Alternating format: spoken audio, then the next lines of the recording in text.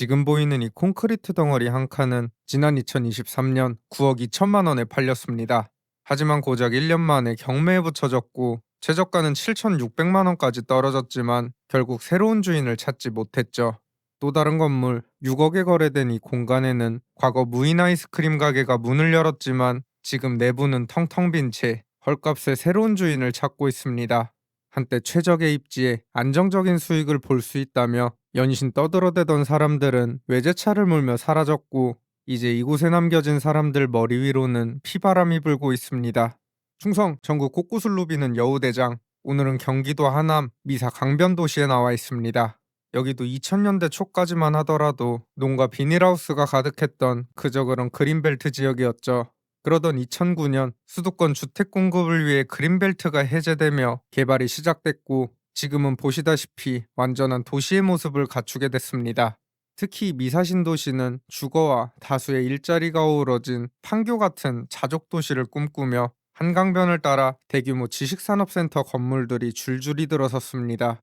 이거 하나하나만 해도 엄청난 규모인데 이런 건물들이 20개도 넘게 늘어서 있죠. 위쪽은 기업들이 사용하는 사무실, 아래쪽은 상업시설로 이뤄져 있는데 얼핏 보기에도 공실이 어마어마합니다. 이곳은 2019년에 지어진 지상 10층, 연면적만 3만 8천 평에 달하는 초대형 지식산업센터입니다. 규모가 규모인 만큼 사람들이 막 붐빌 것 같지만 바로 앞 거리는 한산하기 짝이 없습니다. 가장 목 좋은 곳도 부동산 몇 개만 겨우 영업 중이고 나머지는 대부분 텅 비어 있는데요. 그나마 간판이 달려있는 가게도 내부에는 고지서와 먼지만 쌓여가고 있죠. 안쪽으로 들어오니 장관이 펼쳐집니다. 사면이 높은 건물에 둘러싸여 있고 중앙 광장에는 거대한 고래 조형물이 춤을 추듯 솟아있죠. 이거 만든다고 돈을 상당히 많이 썼을 것 같은데 정작 오가는 사람은 몇 보이질 않습니다. 야, 이 안쪽에 공실이 얼마나 많은지 영업 중인 가게를 찾는 게 어려운 수준입니다. 오죽하면 여기 들어왔던 편의점마저 지금은 줄행랑을 친 모습인데요. 이 정도 규모의 건물에서 편의점이 망한다? 사실 말 다 했다고 봅니다. 이리 봐도 저리 봐도 그야말로 공실천지. 그나마 있는 몇몇 가게들도 영업시간인데 문이 굳게 닫혀 있습니다. 솔직히 처참하다는 말밖에 나오지 않는데요. 이런 이것도 과거에는 큰 기대를 한몸에 받으며 불티나게 팔려나갔던 적이 있습니다.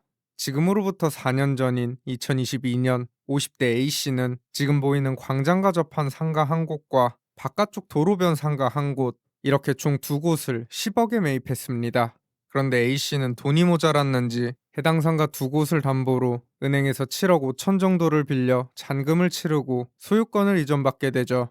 자기 돈은 2억 5천, 나머지 7억 5천은 전부 빚이었던 겁니다.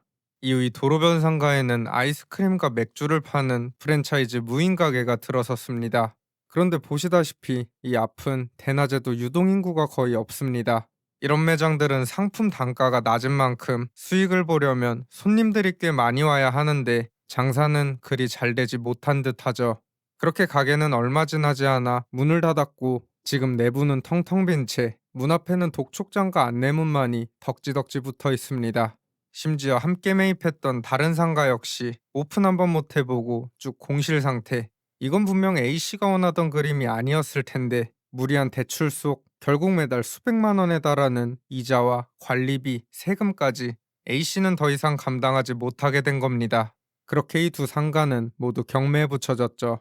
이 두 상가의 감정가는 각각 4억 5천과 6억 2천만 원. 하지만 지금은 4번 유찰되어 최저가가 각각 1억 800만 원, 1억 5천만 원까지 떨어진 상태로 이는 감정가 대비 24% 수준밖에 되지 않습니다.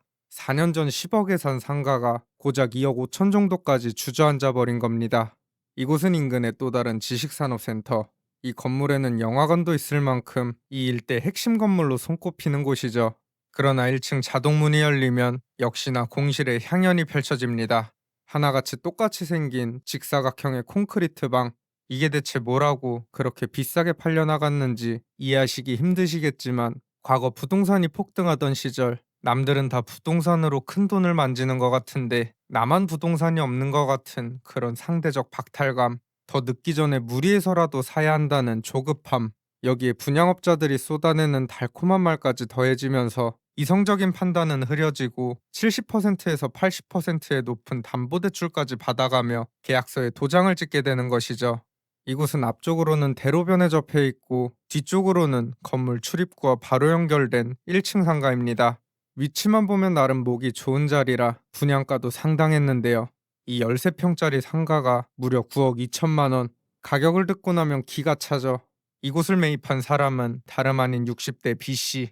2023년 약 3억 원은 현금으로 나머지 6억 원가량은 은행 대출로 마련했습니다.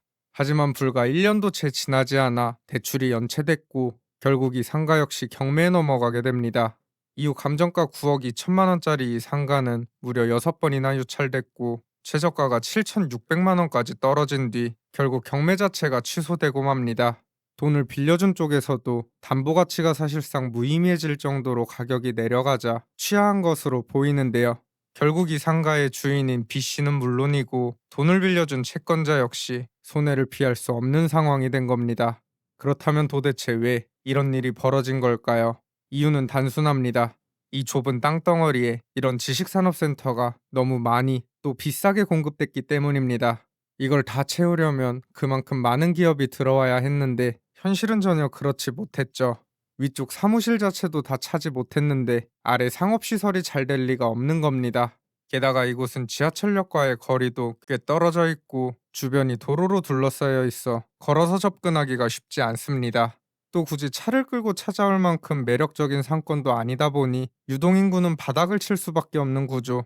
기업이 안 들어오니 직장인이 없고 손님이 없으니 가게가 버티질 못하고 가게가 망하니 상권은 더 황량해지는 전형적인 악순환의 굴레에 빠진 겁니다. 이 부동산이 참 무서운 게 들어올 때는 마음대로지만 나갈 때는 그게 안 된다는 겁니다. 아무리 싸게 판다 해도 누가 사줄 사람이 있어야 팔고 나갈 수 있는 건데 이미 차가운 현실을 봐버린 사람들이 여기 선뜻 새롭게 들어올 리가 없는 것이죠. 그렇다고 이 돈들이 전부 사라진 것이냐? 그건 또 아닙니다. 결국 이 돈들은 다른 사람 손으로 흘러들어갔습니다. 대표적인 예로 분양업자들, 상가나 지식산업센터를 팔면 분양수수료가 떨어지는데 이걸로 한 번에 수천, 수억씩 벌어가기도 합니다. 분양수수료는 경우에 따라 다 다르지만 보통 5% 내외에서 많게는 10%를 넘기도 하죠. 5%라고만 쳐도 10억짜리 상가 하나를 팔면 5천이 떨어지는 셈인데 잘만 하면 한 번에 남들 몇 년치 연봉 이상을 버니 기를 쓰고 팔아대는 겁니다. 한창 부동산 호황기 때 전국 곳곳을 누비던 분양업자들, 잘 못하는 사람이 벤츠, 날고 기었던 사람들은 지금쯤 슈퍼카를 타고 다닐 겁니다.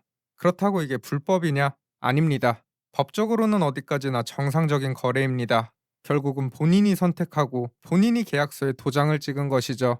결국은 나 자신이 조심하는 수밖에 없다는 겁니다.